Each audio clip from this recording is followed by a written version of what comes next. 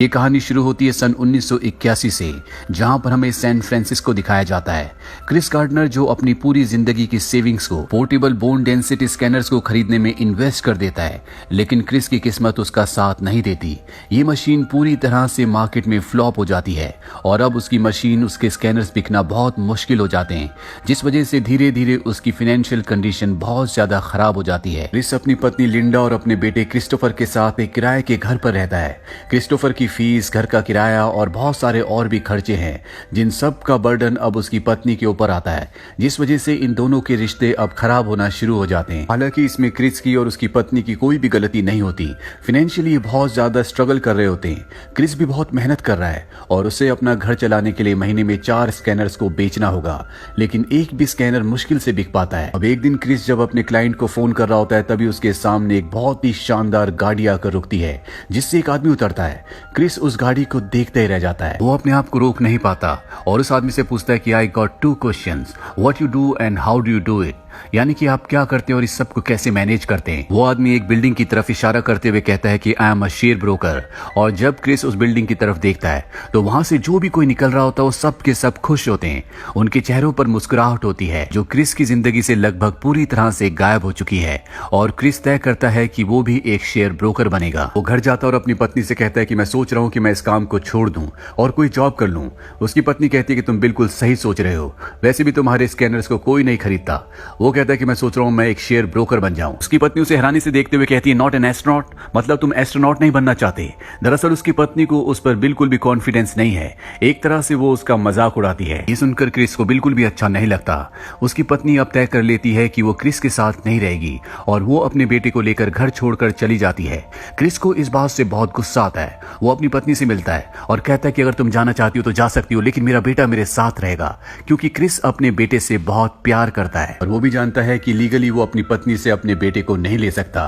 पर इसी दौरान उसकी पत्नी की यूरोप में कहीं जॉब लग जाती है, जिसके चलते उसे यूरोप जाना पड़ता है और क्रिस को उसका बेटा वापस मिल जाता है।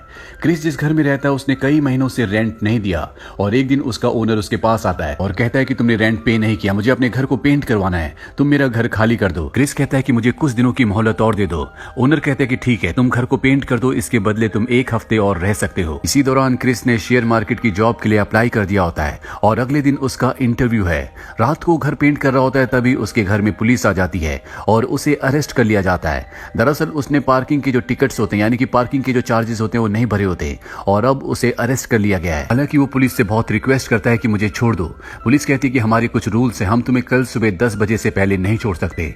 और अगली सुबह जब क्रिस को छोड़ा जाता है तो वो सीधा अपने इंटरव्यू के लिए भागता हुआ जाता है, क्योंकि उसके पास बस के पैसे भी नहीं होते। क्रिस के कपड़ों पर पेंट लगा हुआ होता है और वो बाहर लॉबी में बैठकर अपने नंबर का इंतजार करता है और तभी एक लड़की आती है जो उसका नाम बुलाती है, क्रिस गार्डनर। क्रिस के अंदर हिम्मत नहीं होती कि इस तरह के कपड़े पहनकर वो खड़ा हो जाए। वो कुछ देर सोचता है और इसके बाद खड़ा हो जाता है और उस लड़की के पीछे चला जाता है, जहां पर एक पैनल बैठा होता है जो इंटरव्यू लेगा। वो सब क्रिस को देखकर बहुत हैरान होते हैं, क्योंकि आज से पहले कोई भी इतने गंदे कपड़े पहनकर इंटरव्यू देने के लिए नहीं आया। इससे पहले कि वो लोग क्रिस को कुछ बोलते, क्रिस कहता है कि मैं पिछले आधे घंटे से कहानी बनाने की सोच रहा हूँ कि मैं यहाँ पर इस तरह के कपड़े पहनकर क्यों आया हूँ, लेकिन मैं कोई कहानी नहीं बना पाया। और सच तो ये है कि एक रात पहले मुझे पुलिस ने पार्किंग टिकट पे ना करने की वजह से अरेस्ट कर लिया था। ये सुनकर सब हैरान हो जाते हैं, क्योंकि ये सब वेल सेटल्ड लोग हैं और इन्हें बात बिल्कुल भी समझ नहीं आती। इनके लिए पार्किंग टिकट्स भरना बहुत ही छोटी बात है। अब ये क्रिस से सवाल करना शुरू करते हैं। ये पूछते हैं कि आपने कहां तक पढ़ाई की है। क्रिस कहता है कि 12th क्लास तक, और मैं अपनी क्लास में फर्स्ट था। इसके बाद क्रिस से पूछता है कि तुम्हारी क्लास में कितने स्टूडेंट्स थे। क्रिस कहता है कि 8। ये सुनकर सब एक दूसरे की शक्ल देखना शुरू कर देते हैं, क्योंकि 8 बच्चों में फर्स्ट आना कोई बहुत बड़ी बात नहीं है। क्रिस कहता है कि मैं नेवी में भी फर्स्ट था और उसमें 21 लोग थे। और क्रिस की बातों से कोई भी कन्विंस्ड नहीं होता। वो लगभग इंटरव्यू में फेल हो चुका है। और इससे पहले कि क्रिस को फैसला सुनाया जाता, वो सबसे कहता है कि मैं कुछ कहना चाहता हूँ।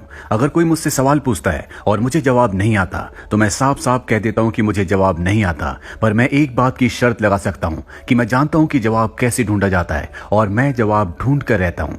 इस बात से सब के सब थोड़ा सा इम्प्रेस हो जाते हैं। और अब जो यहाँ पर सबसे सीनियर होता है वो क्रिस से कहता है कि अगर कोई आदमी मेरे पास बिना शर्ट के इंटरव्यू देने के लिए आता है और मैं उसे जॉब दे देता हूँ, ऐसा क्यों। क्रिस कहता है शायद उसने बहुत ही शानदार पैंट्स पहने होंगे। यह सुनकर सब के सब हंसना शुरू कर देते हैं क्योंकि ये बहुत ही बेहतरीन जवाब होता है। इस जवाब के बाद क्रिस को सेलेक्ट कर लिया जाता है। इसी पैनल में एक आदमी होता है जिसका नाम जैक है, जिसे क्रिस पहले से जानता है। वो जैक को कहता है कि मैं तुम्हें सोच के बताऊंगा कि मैं इंटर्नशिप ज्वाइन करूंगा कि नहीं। ये बात सुनकर वो हैरान हो जाता है। वो क्रिस से कहता है कि पिछले कई दिनों से पागलों की तरह तुम इस जॉब के लिए मुझे चेस कर रहे थे और आज जब तुम्हें सेलेक्ट कर लिया गया है तो तुम कह रहे हो कि तुम मुझे सोच कर बताओगे। क्रिस कहता है कि मुझे नहीं पता था कि ये एक इंटर्नशिप है। अब मेरी फाइनेंशियल कंडीशन पूरी तरह से बदल चुकी है। दरअसल ये एक इंटर्नशिप होती है जिसमें 20 लोगों को चुना गया है और 6 महीने तक इन सबको काम सिखाया जाएगा और 6 महीने बाद इन 20 में से जो एक सेलेक्ट होगा उसी को जॉब मिलेगा। इसीलिए क्रिस पूरी तरह से कंफ्यूज्ड होता है कि उसे इस जॉब को ज्वाइन करना चाहिए कि नहीं। जेक कहता है कि तुम्हारे पास कल सुबह तक का टाइम है। कल सुबह तक अगर तुमने मुझे जवाब नहीं दिया तो मैं तुम्हारी जगह किसी और को रख लूंगा। क्रिस घर जाता और फैसला करता है कि वो इस इंटर्नशिप को ज्वाइन करेगा। वो इंटर्नशिप को ज्वाइन कर लेता है। साथ ही वो अपने स्कैनर्स बेचकर इतने पैसे इकट्ठे कर लेता है कि उसके पास अब 6 महीने का बजट है।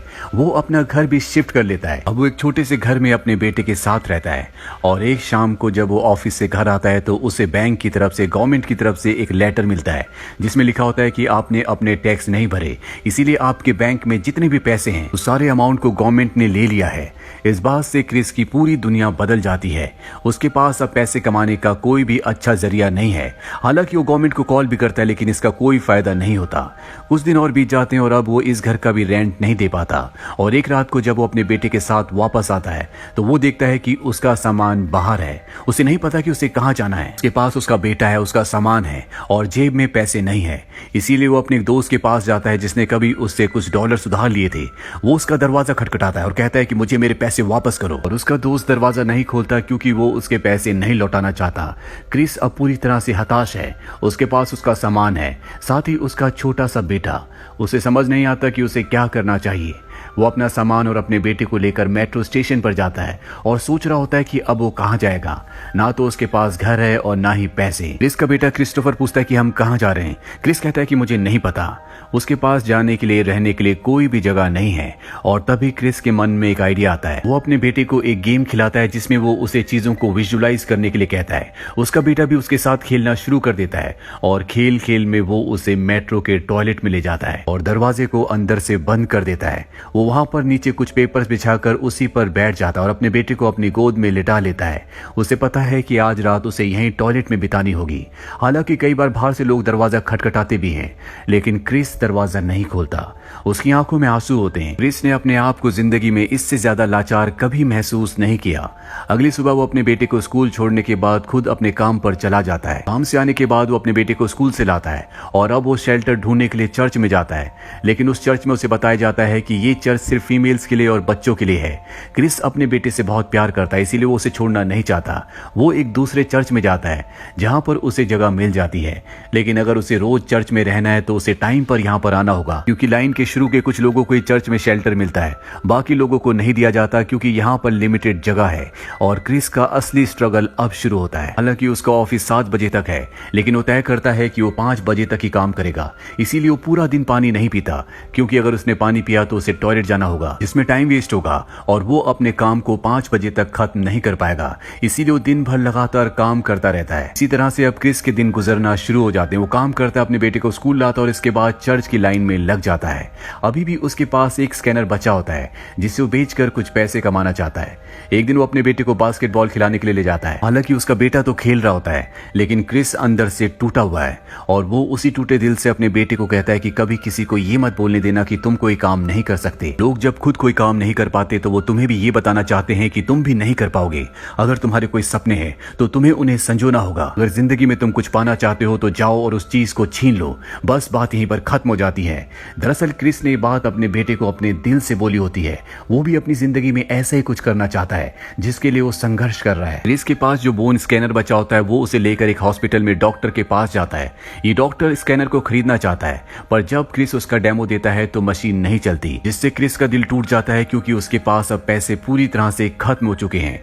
वो वापस चर्च आता है और रात को उस मशीन को चेक करता है। उसे पता चलता है कि इसका एक पार्ट खराब हो गया है और उस पार्ट को खरीदने के लिए उसके पास पैसे नहीं होते। वो अपने बेटे क्रिस्टोफर को लेकर एक हॉस्पिटल जाता है जहां पर उसे अपना ब्लड बेचना पड़ता है, जिसके बदले उसे कुछ पैसे मिलते हैं और उन पैसों से वो उस पार्ट को खरीदता है।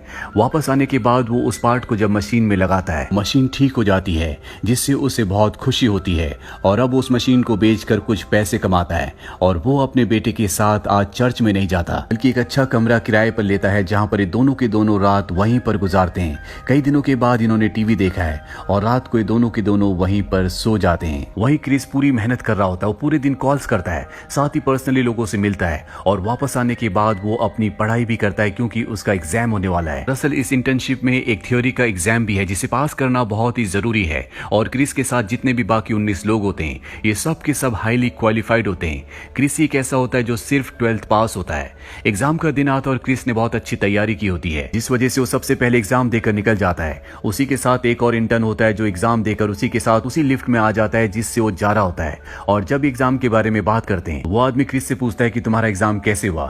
क्रिस कहता है कि सारा आसान था, बस ऐसे क्वेश्चंस में मुझे थोड़ी सी प्रॉब्लम हुई। ये सुनकर वो हैरानी से पूछता है ऐसे क्वेश्चंस? दरअसल उसने ऐसे क्वेश्चंस को देखा ही नहीं था जो कि क्वेश्चन पेपर के पीछे थे। एग्जाम रूम की तरफ भागता है लेकिन शायद अब इसका कोई फायदा नहीं है और अब वो दिन आ जाता है जब एग्जाम का रिजल्ट आना है, जहां पर इन सब में से एक आदमी को जॉब के लिए चुना जाएगा। एक एक करके सबको बुलाया जाता है और जब क्रिस को बुलाया जाता है तो वहां पर वही सब लोग होते हैं जिन सब ने सबसे पहले उसका इंटरव्यू लिया था। और इनमें जो सबसे सीनियर होता है वो क्रिस से कहता है कि आज तुमने बहुत अच्छी शर्ट पहनी है।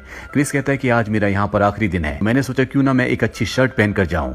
वो कहता है कि अगर तुम्हें ये शर्ट कल भी पहननी पड़े तो क्या तुम पहनना चाहोगे। ये सुनकर क्रिस की आंखों में आंसू आ जाते हैं क्योंकि वो पिछले 6 महीने से बहुत स्ट्रगल कर रहा है जिसके बारे में किसी को नहीं पता। उसके पास कोई घर नहीं है, उसके पास खाने के पैसे भी पूरे नहीं है, साथ ही उसके पास उसके बेटे की जिम्मेदारी है। क्रिस कहता है कि हाँ, यानी कि क्रिस को ये जॉब मिल चुका है। क्रिस का सीनियर उससे पूछता है क्या ये आसान था क्रिस? क्रिस कहता है कि नहीं सर, ये बिल्कुल भी आसान नहीं था और अब क्रिस की जिंदगी में सब कुछ ठीक हो चुका है। और इस कहानी के अंत में हमें दिखाया जाता है जहां क्रिस अपने बेटे के साथ जा रहा होता है और तभी वहां से एक आदमी क्रॉस होता है और ये वही असली क्रिस गार्डनर है जिसके ऊपर ये पूरी की पूरी कहानी, ये पूरी की पूरी फिल्म बनाई गई है। इसके कुछ सालों बाद क्रिस जॉब छोड़ देता है और अपनी खुद की फर्म खोलता है जिसे वो $1 मिलियन में बाद में बेचता है। आज क्रिस बहुत अमीर आदमी है, साथ ही वो एक मोटिवेशनल स्पीकर भी है। वो लोगों को जिंदगी में मोटिवेट करता है ताकि उसकी तरह लोग भी जिंदगी में कामयाब हो सके। तो ये थी पूरी कहानी परस्यूट ऑफ हैप्पीनेस की। उम्मीद करते हैं कि ये कहानी आपको पसंद आई होगी।